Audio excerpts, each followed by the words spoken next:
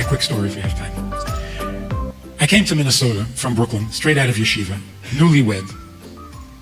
And I was very excited about teaching, speaking, spreading Yiddishkeit. So I'm sitting by the phone waiting for a call.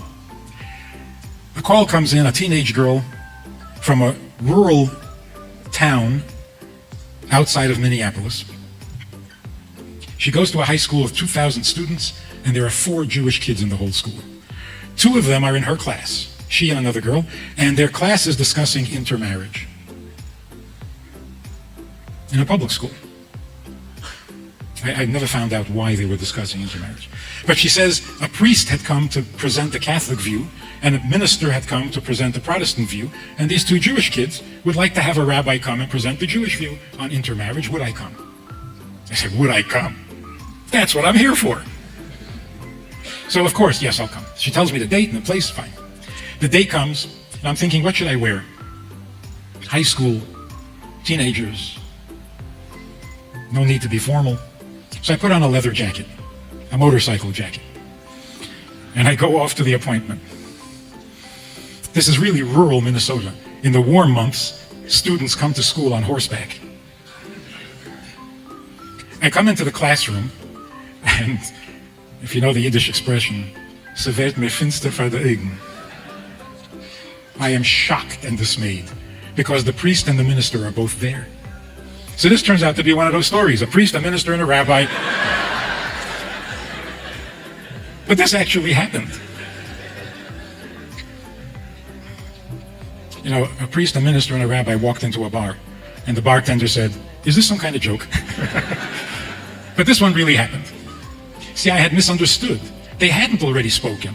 They had already agreed to speak. But the idea was that it was going to be a little panel of the 3 of us together. Now, in policy, we don't do that. We don't sit on panels with other religions. So had I known, I would have refused. But, you know, after I walked into the room. So I didn't know they were going to be there. They knew that a rabbi was coming, and for some strange reason, they were shocked when I showed up. This was not their picture of a rabbi. I think, in all reality, they had never seen a rabbi with a beard. Back then in Minnesota, rabbis didn't come with beards. And with a leather jacket. There was something incongruous about that. To make matters worse, the teacher comes over and says, "We only have 45 minutes, like here. So each of you will speak 5 minutes." 5 minutes?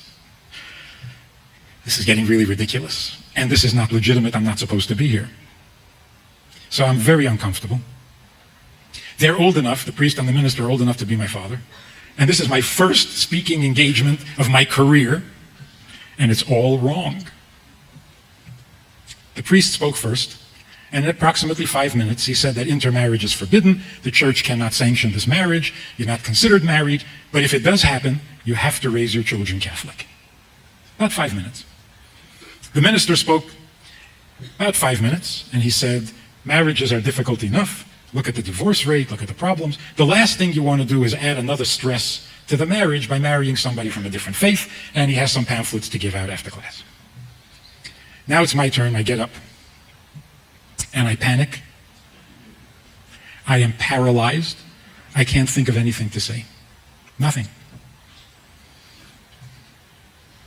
I hadn't actually prepared a speech. It's intermarriage. I know about these things. We learned that in yeshiva. I didn't have to prepare a speech, so I didn't have a text to read from, and my mind just went completely blank. I could not think of a word to say.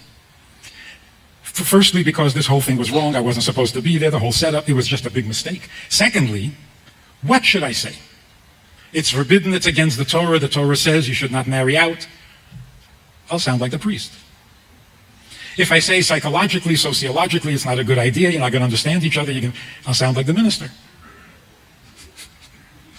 If I say, yeah, it's fine, go right ahead, I'll lose my job.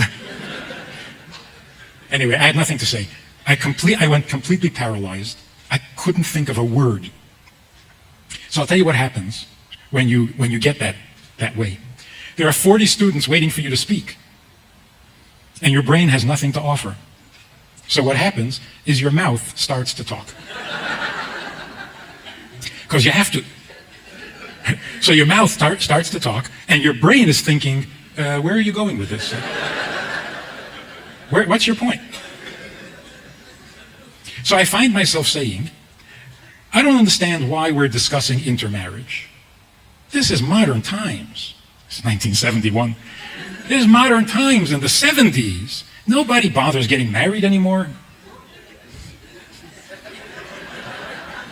So what's the difference? Intermarriage. There's no marriage. You live together. You like it, you stay. You don't like it, you leave. The priest got very upset. He interrupted and he said, that's living in sin.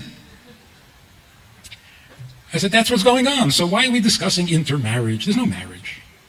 Now these very innocent, clean-cut, rural Minnesota teenagers very politely start arguing with me, telling me why it's important to get married. One after the other, they're giving me arguments. One of them said, human beings are not meant to live alone. You need companionship. I said, of course you need all the companionship you want. One companion, two companions, that's fine. But why marriage? A girl raises her hand and says, I get married because I want someone to support me. I said, why are you going to school? Get good grades, support yourself. One after the other is offering an argument, and I'm dismissing it because I have nothing else to say. Finally, one of them says, you know, when you have a baby, the baby has to have a mother and a father. And I'm going downhill without brakes. I have no idea what. I said, have babies? Nobody has babies anymore. Haven't you heard of birth control? The priest got very upset. Anyway, these kids are staring at me, unbelieving. And the two Jewish kids are cracking up.